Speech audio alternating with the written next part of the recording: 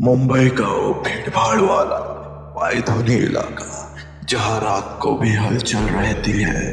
26 अप्रैल 2026 की वो सुबह यहाँ के मुगल बिल्डिंग की दूसरी मंजिल पर मौत का ऐसा सन्नाटा पसरा है कि सुनने वालों की रूह कांप गई।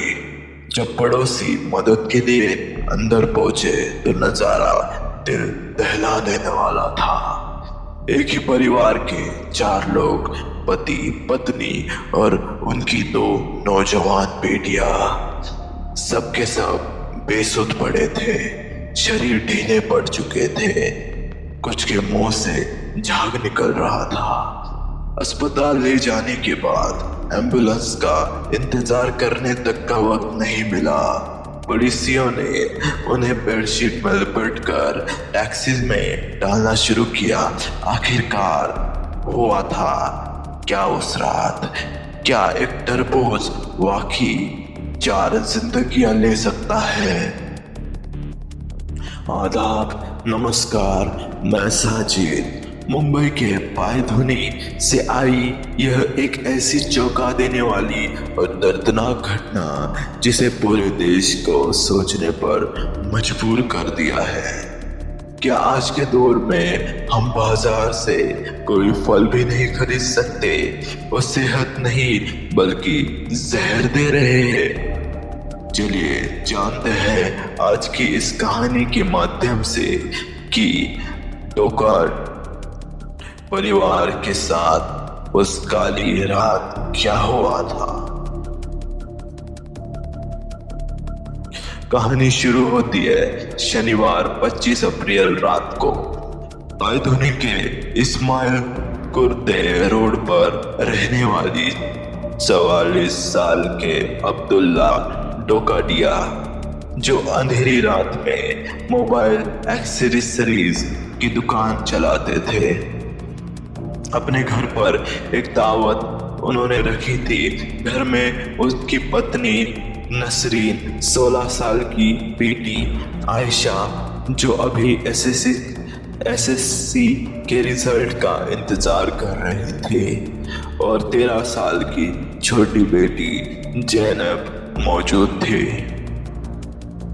रिश्तेदार आते हैं, सब मिलकर बिरयानी और चिकन पुलाव खाते हैं। रात करीब 10:30 बजे मेहमान चले जाते हैं। सब कुछ सामान्य था, लेकिन रात के सन्नाटे में करीब 1:30 बजे परिवार को भूख लगती है और अब्दुल्ला नल बाजार से खुद खरीद कर लाया हुआ एक तरबूज काटते हैं। चारों मिलकर उस तरबूज को खाते हैं और सो जाते हैं। खौफनाक मंजर शरीर ने जवाब देना छोड़ दिया। तारीख 16 अप्रैल, सुबह के करीब 4 बज रहे थे। अचानक घर में उल्टियां और दस्त का सिलसिला शुरू हो गया। नसरीन और अब्दुल्ला की हालत इतनी बिगड़ गई कि उन्हें खड़े होना भी मुश्किल लग रहा था। उन्होंने किसी तरह अपने रिश्तेदारों को और पड़ोसियों को कॉल किया।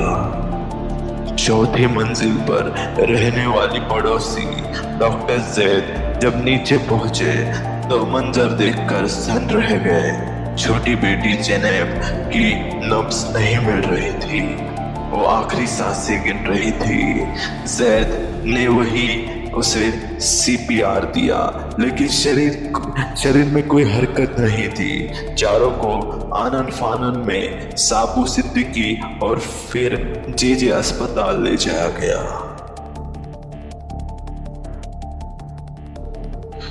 जांच और सस्पेंस, तरबूज या जहर। अस्पताल पहुंचते पहुंचते छोटी बेटी जैनब को मृत घोषित कर दिया गया। कुछ ही घंटों के भीतर नसरीन, फिर बड़ी बेटी आयशा और रात 10:15 बजे तक घर के मुखिया अब्दुल्ला ने भी दम तोड़ दिया। महज 24 घंटों में एक हंसता खेलता परिवार बुरी तरह खत्म हो गया।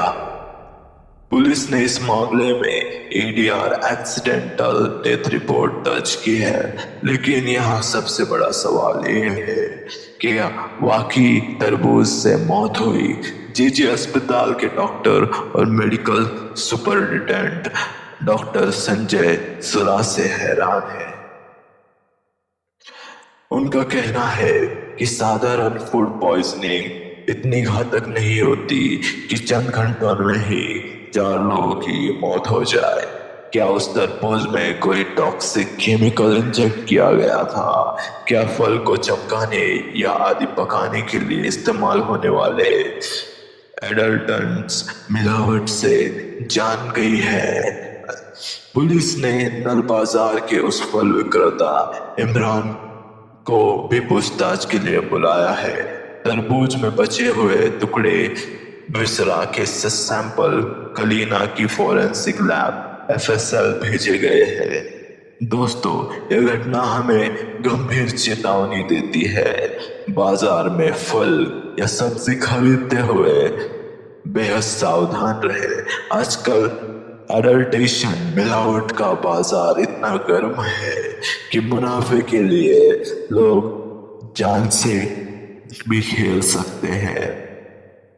फल लाने के बाद उसे अच्छे से धोए और अगर फल का स्वाद अजीब या कड़वा लगे तो उसे तुरंत छोड़ दे। आपकी एक छोटी सी सावधानी आपके परिवार को ऐसी बड़ी त्रासदी से बचा सकती है। जाते जाते आज जिनका भी जन्मदिन या शादी की सालगिरह है, उन सभी को मेरी तरफ से बहुत बहुत मुबारकबाद। साजिद के इस सफर में आपका साथ जुड़ने के लिए संजीदा खातून अंशु रावत का शुक्रिया। आप सब जागरूक रहें, सुरक्षित रहें। जय हिंद, जय भारत।